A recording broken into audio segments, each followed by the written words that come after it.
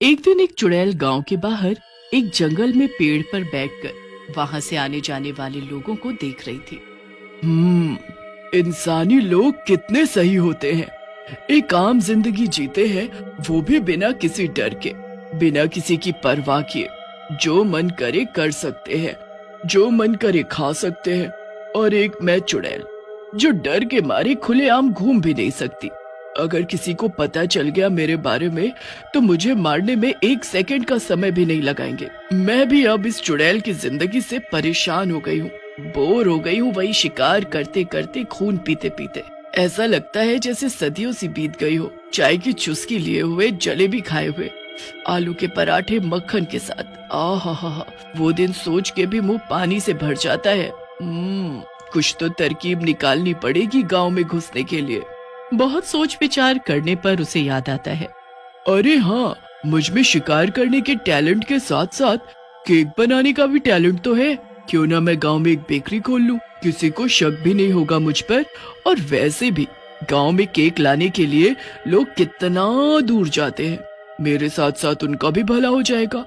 हाँ, यही सही रहेगा। फिर चुड़ैल रात रात में ही बेकरी खोलने का सारा सामान इकट्ठा कर लेती है और एक साधारण रूप लेकर अगली सुबह गांव में जाती है। रूप तो ले लिया और सारी तैयारी भी हो गई। अब लोगों को बताने के लिए एक अच्छा सा नाम भी सोच लूं। क्या नाम रखूं मैं? मीठी, ये सही रहेगा। और बेकरी का नाम भी मीठी बेकरी रख लेती हूँ। अब दुकान खोलने के लिए बस जगह का जुगाड़ करना है। उसके लिए तो प्रधान से मिलना पड़ेगा, वरना पता चले कोई मेरी बसी बसाई बेकरी को उजाड़ने चला आए। और वहाँ के प्रधान से बात करने पंचायत घर चली जाती है। राम राम प्रधान जी। राम राम जी, राम राम। आप कौन? पहचाना नहीं? मैं इस गांव में नई हूँ, मेरा नाम मीठी है। मैंने सुना था कि इस गांव में केक बेकरी नहीं है और आजकल के बच्चे बिना जन्मदिन मनाए कहाँ मानते हैं, और उनके माँ बाप को दूर शहर से केक मंगवाना पड़ता है। बल्कि कई लोग तो किराए की वजह से जाते भी नहीं। तो मैं यहाँ एक बेकरी खोलना चाहती हूँ, बस जगह के लिए आपकी मदद चाहिए। बात तो सही है।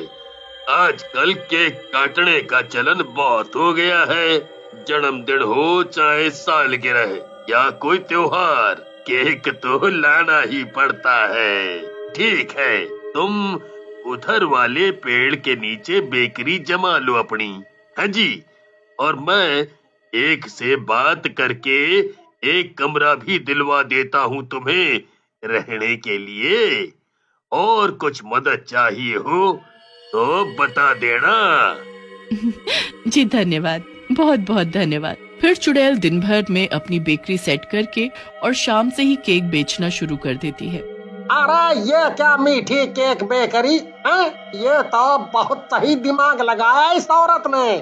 गांव भर परेशान रहता था केक लाने के समय पर, जरा चल के चखा तो जाए। और बहन जी, क्या रेट है इन केक के? जी अलग अलग साइज का अलग अलग रेट है। कप केक 10 रुपए का, आधा किलो 100 रुपए का, और जो जैसा बनवाना चाहे, जिस फ्लेवर का, उसके रेट उसके हिसाब से। मीठी उसे एक कप केक देती है और बदले में एक भी पैसे नहीं लेती। आज की सेवा मुफ्त है।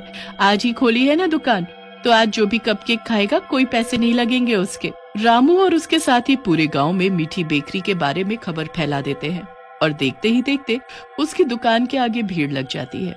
मीठी बड़े प्यार से उन सबको कप केक खिलाती है।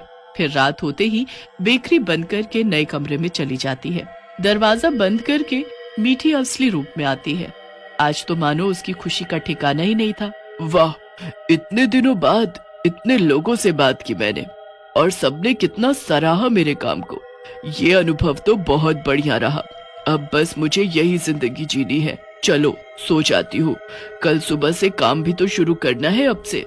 फिर चुड़ैल सो जाती है और अगली सुबह तैयार होकर मीठी के रूप में बेकरी खोलने पहुँचती है। मीठी की दुकान पर ढेरों बच्चे और बड़े केक खाने के लिए लाइन लगाकर खड़े थे। अरे वाह, दुकान खोलने से पहले ही इतने ग्राहक, क्या बात है। फिर मीठी सबसे पैसे ले लेकर उन्हें केक देती गई। शाम तक उसकी बहुत अच्छी बिक्री हो गई थी और सारा माल भी खत्म हो गया था। रोज मीठी का माल समय से पहले ही खत्म हो जाता और वो जल्दी से जल्दी घर वापस आ जाती। काहे दुलारी की अम्मा, बहुत मुटियाई हो खा खा के। ऐसन का दबोचती हो जो फूल के गप्पा हुआ जा रही हो, वरना यू काटा सैया रही तुम। अरे बहन कछु नाही, बस पता नहीं आजकल जवन खाओ सब शरीर में लागत है। हमका तो लागत है आजकल हम हवा भी खा रहे हैं तो ऊहो मुठियाने में मदद कर रही है। क्या सोनी चाची, मेरी मम्मी को क्या कह रही हो? जरा खुद को भी आईने में देखो, डबल बेड लगने लगी हो आजकल आप भी। सोनी ये बात सुनकर मुंह बनाती हुई घर आ जाती है। भाई किशन, आजकल तो तू हट्टा कट्टा लगने लगा है। ये बॉडी बनाने का राज क्या है? जरा हमें भी तो पता चले है तो हम भी बना ले भैया। पता नहीं भाई, अलग अलग शहरों में जाके इतनी दवाइयाँ करवाई पर मैं सिंगल हड्डी ही रहा। कितने शादी के रिश्ते मेरे हाथ से निकल गए, बस गन्ने जैसे शरीर की वजह से। और अब देखो, जब सब कोशिश बंद कर दी तो अपने आप शरीर ठीक हो रहा है। फिर तो लगता है अब तेरे लिए राजकुमारियों के रिश्ते न आने लग जाए अब। इधर चुड़ैल एक आम जिंदगी जीने में बड़ी व्यस्त थी कि उसे अपनी बिरादरी की याद ही नहीं थी कि वो असलियत में चुड़ैल है। रात को बस ऐसे ही मेरी जिंदगी चलती रहे और जिस हिसाब से मेरी बिक्री होती है रोज, लगता है बहुत ही जल्दी मैं इस गांव में अपना बड़ा सा घर भी बना लूंगी और फिर एक बड़ी सी दुकान होगी मेरी। चुड़ैल इंसानी जिंदगी में इतना मगन हो गई थी कि उसके ख्वाब और इच्छाएं भी इंसानों जैसी हो गई थी। पैसे कमाना, घर बनाना, गाड़ी दुकान आदि, उसके सपने इंसानी लोगों जैसे तरक्की करने वाले हो गए थे। इधर गांव के लोग मीठी बेकरी का केक खा खा कर मोटे हुए जा रहे थे। एक दिन पंचायत बैठती है। अरे भाइयों, ये तो बताओ कि हमारे गांव में ऐसी कौन सी हवा बदली है जो हर कोई मोटापे का शिकार हो रहा है? बात तो सही कह रहे हो तुम।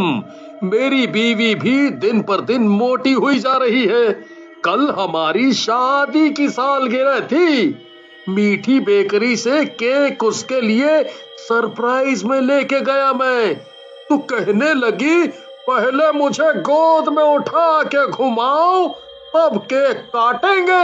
अब बीवी की जिद थी तो भाई कैसे टाले, वरना मुंह फुला के बैठ जाती वो अलग और 4 दिन खाना नहीं देती वो अलग। माननी पड़ी बात, पर जैसे ही गोद में उठाया मेरी कमर में अकड़न आ गई और वो गिर गई। अब रात से ये बेल्ट लगाए घूम रहा हूँ। कमर में दर्द से बुरा हाल है और उधर वो गिरने की वजह से सिकाई कर रही है अपनी कमर की।